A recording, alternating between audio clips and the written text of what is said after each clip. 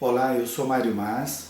Hoje vamos estudar o livro Autodescobrimento, de Divaldo Pereira Franco, pelo Espírito Joana de Ângeles, o tema Problemas da Evolução. Tema muito bacana, que se refere à nossa estada aqui no planeta. A benfeitora começa dizendo o seguinte: a criatura humana, de alguma forma fadada à perpetuação da espécie e à sua planificação, encarna-se, reencarna-se, repetindo as façanhas existenciais até atingir o clímax que a aguarda. Bom, então nós estamos vendo aqui que nós estamos fadados à perpetuação da espécie. Porque como estamos reencarnando e desencarnando, reencarnando e desencarnando, nós desencarnamos e voltamos. Então precisa perpetuar a espécie, porque os desencarnados vão reencarnar. Para que reencarnam? Para progredir. E a benfeitora diz aqui que nós vamos repetindo as façanhas existenciais. Façanhas existenciais é o enfrentamento da existência, é viver em família, em sociedade, trabalho, estudos, participação social. Tudo isso faz com que o indivíduo adquira muitas experiências e também dê a sua contribuição para a transformação do planeta. Depois ela diz aqui, até atingir o clímax que o aguarda. Como vai dizer os livros em Allan Kardec, nós somos seres perfectíveis, nós temos essa perfectibilidade relativa a ser desenvolvida através das existências, dos enfrentamentos da nossa vida. Então isso nos aguarda, todos nós estamos fadados a esta condição. Então você pega aí uma boa fatia da sociedade que estão perturbadas, acreditando que a vida se encerra no caixão, na morte, e que todos os seus esforços não valeram nada, e que não tem nenhuma perspectiva. Isso é o resultado do materialismo asfixiante, que só traz sofrimento nas pessoas. Há muito espiritismo revelou, através dos fenômenos mediúnicos, pessoas que, como nós, desencarnaram, vinham dar os seus depoimentos de como que é a vida espiritual. Assim como pessoas também se desdobram ou se projetam do corpo físico, entram nesta realidade espiritual, onde vão encontrar os seus parentes, amigos, cidades espirituais, universidades, onde eles participam de vários cursos, mostrando a realidade da espiritualidade. Mas aqueles que são convictos no materialismo também vão passar por essa experiência inevitável quando desencarnarem. Aí vamos ver se eles vão refutar, como hoje o fazem, a vida espiritual como se fosse uma utopia, não é? Eles estão tão identificados com a sua filosofia, com o conhecimento relativo, que eles acham que é o conhecimento absoluto. Mas todos nós, como diz a benfeitora, não escapamos desse aperfeiçoamento. E olha só, em cada etapa nova, remanescem as ocorrências da anterior. E isso é muito interessante porque a psicologia pega alguma coisa aí, mas vai falar de carga pessoal, coisas pessoais, mas não alcança qual é a causa, a origem, né, desses aspectos pessoais. A benfeitora fala então desses remanescentes das ocorrências anteriores. Isso quer dizer o quê? Aquilo que nós fizemos anteriormente, a nossa vivência social, familiar, num corpo que nós somos uma outra personalidade, nós aprendemos coisas, nós nos relacionamos, trocamos valores, também causamos conflitos, traumas, bloqueios, etc. Aquilo reaparece na existência atual em forma de tendências e de aptidões. Então muitas pessoas, sem que tenha tido uma formação, uma leitura satisfatória, mostram determinadas habilidades incomum no seu meio social ou na sua família. E outros mostram uma tendência doentia, perturbadora, que sempre se colocam para baixo, tem uma autoimagem distorcida de si mesmas, que se contrapõe ao meio ambiente que ela está vivendo, que pode ser positivo. Nós encontramos isso. Como que era a psicologia, quando a criança tem um ambiente positivo, tem boa alimentação, motivação positiva, pais que têm leituras, né, que são modelos, que são pessoas sociáveis, amistosas, afetivas, tudo isso seria ingrediente satisfatório para que a criança se desenvolvesse bem. Apesar disso, ou a revelia disso, elas têm problemas. Por outro lado, você vai encontrar lares onde as crianças tiveram várias privações e até afetiva e vão ser adultos bem equilibrados, bem sociáveis, num dinamismo muito grande no crescimento pessoal, né? Então, estes disparates vêm desmantelar o discurso materialista, o discurso organicista da ciência, achando que tudo é resultado somente do ambiente e da nossa parte orgânica, da genética, das heranças que nós temos dos nossos pais. Muito bem, então é bacana que essa apreciação, né, de que esse material remanescente, ele ressurge e até para nós enfrentarmos. Pensa no seguinte, como que está a sua vida hoje? Você está gerando bons relacionamentos, você está aprendendo muitas coisas, você está confiante em tudo isso que você está realizando? Isso fica gravado no seu interior e vai refletir numa vida seguinte como aptidões. Ao contrário disso, se hoje você guarda determinados bloqueios, você não consegue se relacionar direito, você tem uma autoimagem negativa de si mesmo, se achando incompetente, desinteressante, isso vai aparecer na existência seguinte como uma tendência, não é? Como transtornos desde a infância. É o resultado daquilo que você está fazendo hoje. Portanto, o nosso presente ele já está esboçando, plasmando o nosso futuro. O que você está fazendo com a sua vida no presente? O que você apresenta hoje de traços fortes na sua personalidade resultam das vivências anteriores, né? Daquilo que você fez e deixou de fazer, como também associado aos seus esforços da vida presente. E não vamos esquecer isso. A vida presente, com os nossos esforços, conseguimos superar determinados bloqueios, traumas que trazemos do passado, desenvolvendo qualidades onde passamos a nos confiar. Bom, tem mais, hein? E diz a benfeitora espiritual, e, através desse mecanismo, os êxitos abrem espaços a conquistas mais amplas e complexas. Por quê? Como estamos num processo evolutivo, a evolução é infinita, né? Nós vamos ampliando a nossa capacidade, as nossas possibilidades.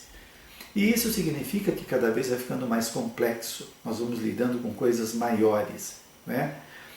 Então, as conquistas atuais estão abrindo caminho para novos conhecimentos e também para desenvolvimento pessoal de ampliação das capacidades diversas que nós temos. Então, continuando aqui.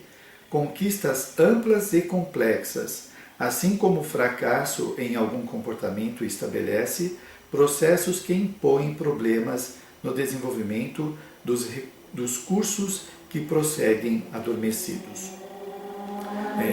Tanto então as conquistas positivas como também as malfadadas experiências decorrentes de dificuldades de enfrentarmos, de baixa tolerância à frustração, falta de determinação em prosseguir no nosso objetivo.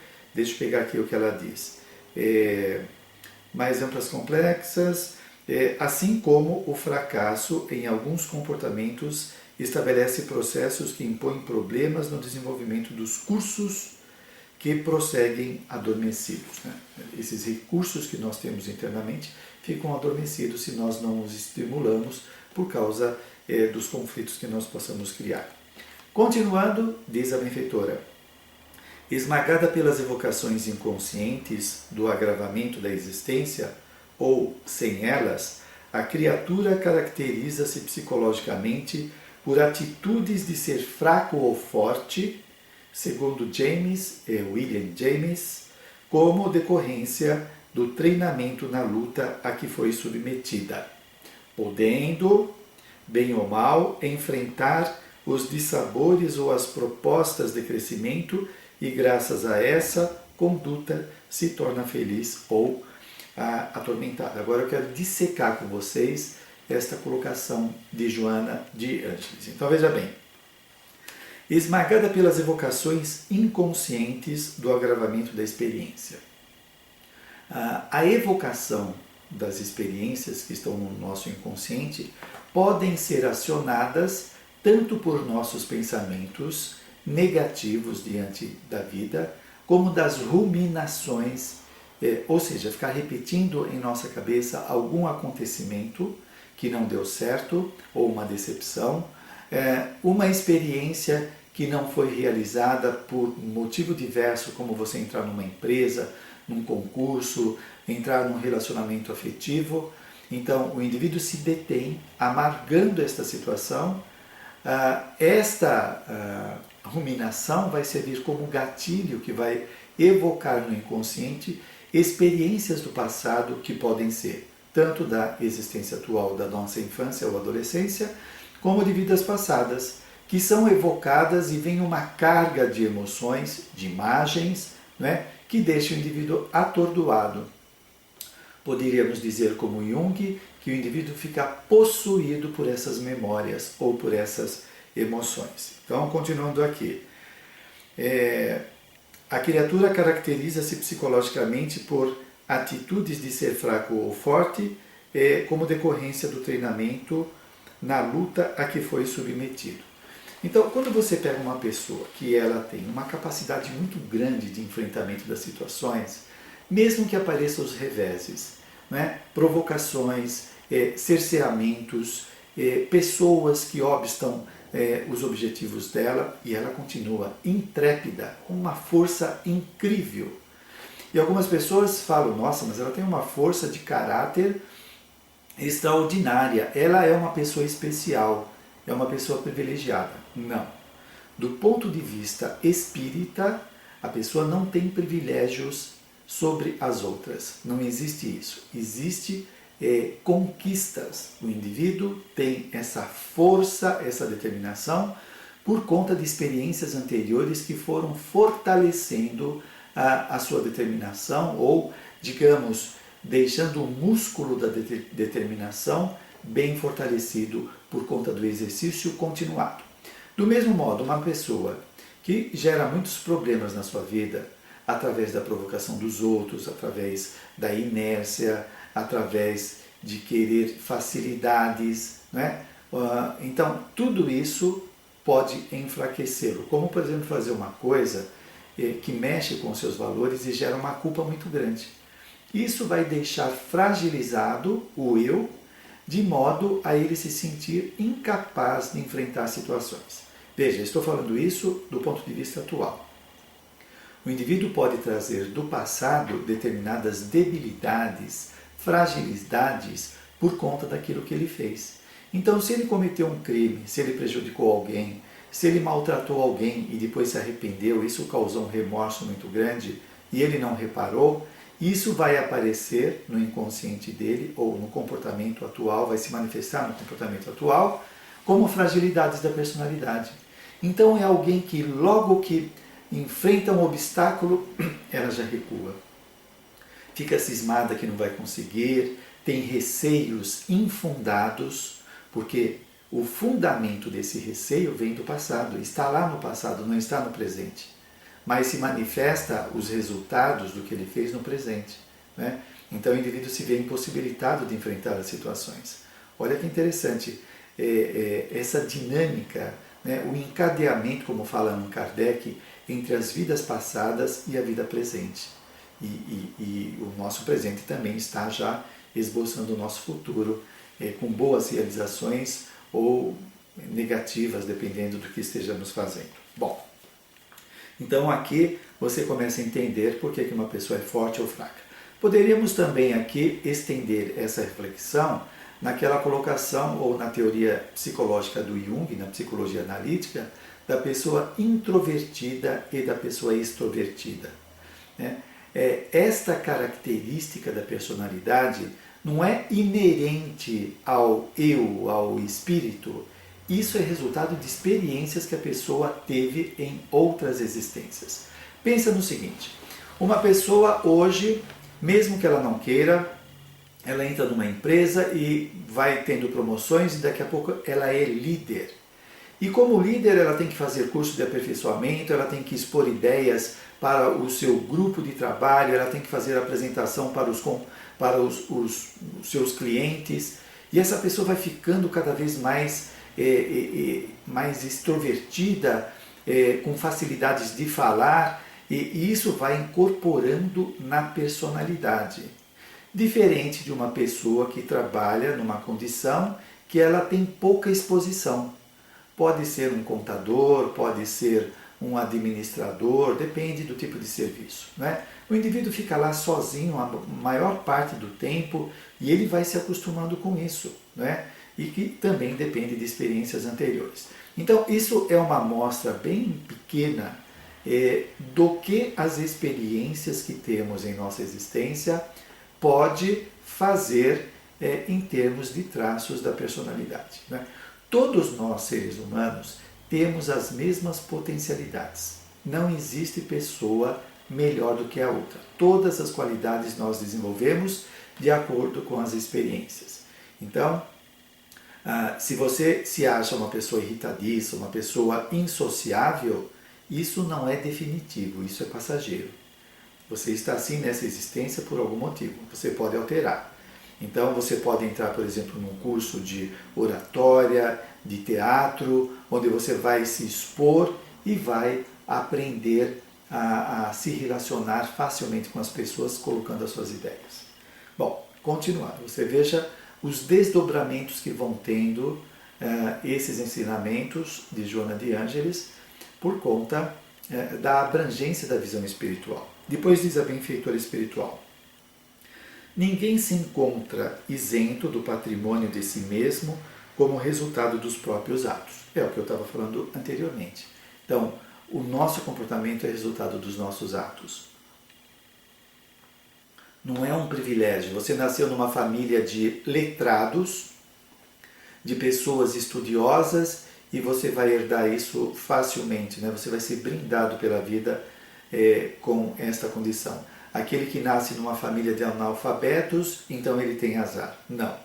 Antes de o indivíduo reencarnar, já existe um programa onde ele vai reencarnar. Se ele vai reencarnar com aqueles pais letrados, ilustres no conhecimento, é porque ele tem capacidade também. Ou ele é ignorante, ele tem determinadas restrições cognitivas e vai reencarnar lá e vai ser um disparate na família que ninguém vai entender. Como assim? Todo mundo aqui gosta de ler, faz pesquisas, dá aula, ele não gosta de ler, não consegue entender nada. Pois é, ele está reencarnando nessa condição por mau uso do conhecimento no passado, onde provavelmente usou conhecimento para fazer pessoas sofrerem, para torturar, enfim, né, para fazer alguma coisa que trouxe sofrimento para terceiros ou para si mesmo, né? Usou conhecimento com excessos de narcisismo, pensando excessivamente somente em si, se gabando, etc. E isso pode gerar uma autocobrança quando ele desencarna.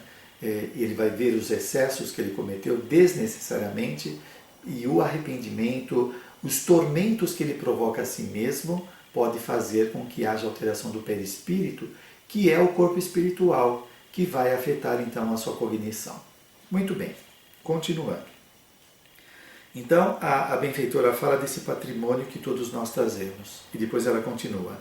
São eles os responsáveis diretos por todas as ocorrências da marcha evolutiva, o que constitui grande estímulo para o ser, liberando-o dos processos de transferência de responsabilidade para outrem ou para os fatores circunstanciais, sociais, que normalmente são considerados perturbadores. Então, o indivíduo não pode transferir o modo como ele se encontra ao meio social, né? Vamos com cautela. O meio social influencia a pessoa? Sim. O indivíduo herda dos seus pais determinados fatores orgânicos, fisiológicos? Sim. Mas qual é o percentual? Aquilo que ele herda e a influência que recebe da sociedade não é determinante. Determinante é o histórico evolutivo dele, é o que ele tem feito dele até agora. Porque não esqueça o seguinte, nós somos espíritos imortais e há um contínuo entre as várias existências anteriores e a atual. Né? Então existe uma linha aí de milhares de existências que vai caracterizar, tipificar a personalidade.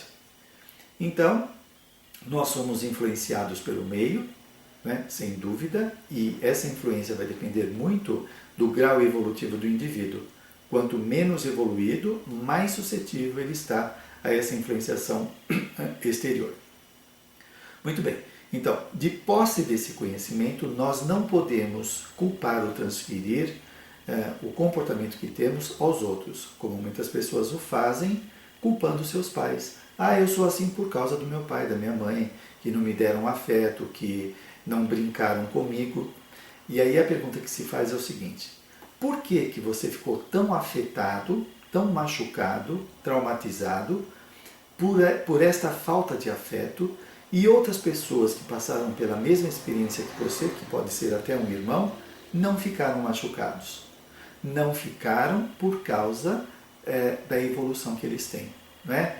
Então eles conseguem filtrar aquilo que eles recebem de maus tratos ou falta de amor do meio ambiente. A pessoa neurótica, conflitada, que ela já traz isso de vidas passadas, ela é muito melindrosa, ela se machuca facilmente. Não é tanto pelo meio. Agora, veja bem, voltamos à cautela que estávamos falando na reflexão em torno desse assunto. É claro que a falta de afeto pode tocar o indivíduo, mas não de modo a traumatizar. Ok? O trauma fica por conta da suscetibilidade pessoal e não por causa dos pais. Né? É claro que o melhor seria receber estímulos positivos, construtivos. Né? Uma família mais madura tem esta questão bem desenvolvida. Depois continua Joana de Ângeles. Mesmo quando os imperativos genéticos insculpem situações orgânicas ou psíquicas constritoras no indivíduo, esses se derivam da conduta pessoal anterior e devem ser considerados como estímulos ou métodos corretivos educacionais a que as leis divinas, ou melhor, as leis da vida recorrem para o aprimoramento dos seres humanos. Bom, nós vemos aqui que o conhecimento espírita vai além das restrições que o materialismo procura explicar à personalidade. A questão da genética aqui. Primeiro, antes do indivíduo reencarnar, ele apresenta no perispírito, ou corpo espiritual, ou psicossoma, as restrições ou as alterações cognitivas ou físicas ou emocionais por conta da vida que teve anteriormente. Então, o corpo dele, a gente poderia dizer o seguinte, o corpo espiritual, ele já tem uma paragenética. As alterações já estão esculpidas nele temporariamente. Então ele vai reencarnar numa família que abriga, que favorece, que desenvolva esses limites, essas restrições que ele apresenta por conta dos resgates que ele precisa passar. Ele não é o resultado da desordem ou do problema genético ou das heranças que ele possa receber da família, mas dele mesmo. Então, quando é programado a reencarnação, é verificado qual a família que ele pode nascer, reencarnar, né, que facilita que se manifeste aquela desordem que ele apresenta por conta de resgate. Para quê? Para ele evoluir, para ele superar os limites. Ele provocou o desajuste e sofre em si mesmo o desajuste para aprender a valorizar, né, e trabalhar na sua recuperação. Então, está dito aqui que quando isso acontece, né, essas condições genéticas, esses se derivam da conduta pessoal anterior. Como que foi essa conduta anterior? Aí você vê a responsabilidade que o indivíduo tem no processo evolutivo. Hoje ele, por conta do exagero nos seus prazeres, do seu egoísmo, ele pode estar fazendo coisas pensando só nele, está gerando uma série de problemas por conta desse desejo imoderado só para si mesmo de forma egoística. Mas ainda continua aqui Joana de Ângeles. E devem ser considerados como estímulos ou métodos corretivos e educacionais. Tá? É para a pessoa aprender, para ele se conscientizar. Ele recebe em si mesmo o resultado das realizações negativas, perturbadoras que fez tanto para si mesmo como para os outros. Por exemplo, vamos pegar um caso pessoal. O indivíduo, por conta da sua jovialidade, começa a sair com os amigos, entra na bebida e vai se acostumando a beber para se soltar, para ser mais falante, etc. Né? E ele vai se enveredando por aí, vai se viciando e daqui a pouco começa a trazer alterações orgânicas, pode alterar o seu fígado, o seu estômago e trazer uma série de doenças ou ocasionar outras tantas doenças. Ele está alterando o seu perispírito. Então, ele está com o fígado todo alterado que vai refletir na próxima existência. E aí você poderia dizer, mas ele não vai desencarnar e vai nascer num corpo físico? Por que ele precisa da doença? Porque fica no perispírito. Fica no perispírito como se fosse um lembrete. Olha o que você fez para você. Agora você vai renascer com essas lesões, com essas restrições, né? Sofrer com isso para aprender a valorizar. E aí a pessoa, então, vai se recompondo na existência e se conscientizando. O que ele está fazendo está refletindo nele mesmo. Acontece igualmente quando ele prejudica pessoas. Né? Ele pode, por exemplo, maltratar uma pessoa afetiva, desprezar, colocar para baixo, humilhar. Tudo isso que ele está fazendo para essa pessoa fica gravado na sua mente. E também ela, a prejudicada, vai ter pensamentos de ódio, de vingança sobre ele que vão refletir na sua desarmonia, junto com a sua consciência de culpa dos erros cometidos, vão gerar as restrições, as modificações pessoais. Bom, continuando. O estado de humanidade já é conquista valiosa no curso da evolução. O estado que nós atingimos agora é o resultado de milhares de existências, onde todos vão contribuindo para o aperfeiçoamento da humanidade. No entanto, é o passo inicial de nova ordem de valores, aguardando os estímulos para desdobrá-los todos, que jazem adormecidos, Deus em nós, para a aquisição da angelitude. Então, nós estamos caminhando para isso. Né? Vamos desenvolvendo de forma grandiosa todas as nossas qualidades, como as grandes personalidades que passaram pelo planeta, tanto com grande desenvolvimento intelectual, como Einstein, é um exemplo, como aqueles que têm um grande desenvolvimento afetivo ou amoroso, moral, e também o que nós podemos chamar de gênios da humanidade. É resultado dos esforços pessoais e coletivos que nós vamos transformando. Deixa eu ver se dá para tirar mais alguma coisa aqui. No entanto, é o passo inicial de nova ordem de valores, é o passo inicial. Agora que nós estamos aprendendo a ter a ética em nossa conduta, né, com a vinda de Jesus principalmente, onde nós aprendemos desejar para o outro tudo aquilo de bom que nós queremos para nós e não desejar o mal para o outro como não queremos para nós. Né? E também a lei de causa e efeito faz com que o indivíduo aprenda, ele veja em si mesmo o resultado da sua maldade, né? Então ele vai aprendendo a respeitar o outro. E aí nós vamos aperfeiçoando cada vez mais os nossos relacionamentos interpessoais.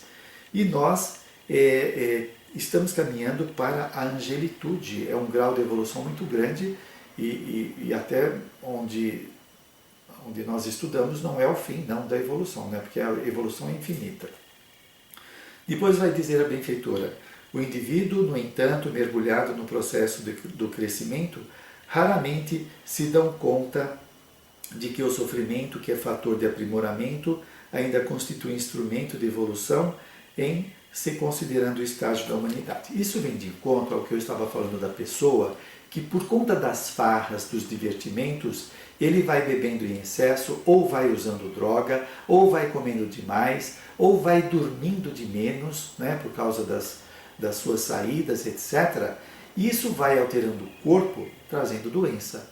Então a doença coloca freio nele, para que ele comece a observar a si mesmo. Espera aí, estou exagerando. Isso está trazendo dores, sofrimentos. Então, como diz a benfeitora aqui, a dor é um instrumento de evolução. Você pega uma pessoa que numa existência ela foi poderosa, usou dessa condição para espezinhar pessoas, humilhar, para acabar com seus concorrentes. Tudo que o indivíduo faz é regido pela lei de causa e efeito, inclusive as empresas e instituições.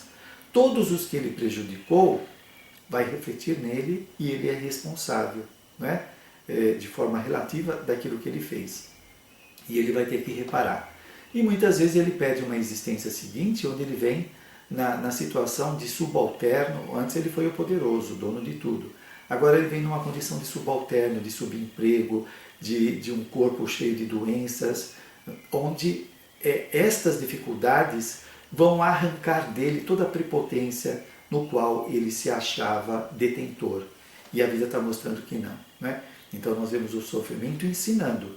Mas ele não precisaria voltar desse modo, ele poderia voltar como empresário que ajuda os seus empregados a se emancipar, que dá estudo para eles, boa alimentação, assistência médica, etc., para reparar os erros que ele cometeu. Então, é só para dar um exemplo do sofrimento, como vai ajudar o indivíduo a reparar. Bom, depois Joana de Ângeles vai falar do autoconhecimento. Ela diz: o autoconhecimento desempenha relevante papel no adestramento do ser para a sua superação e perfeita sintonia com a paz.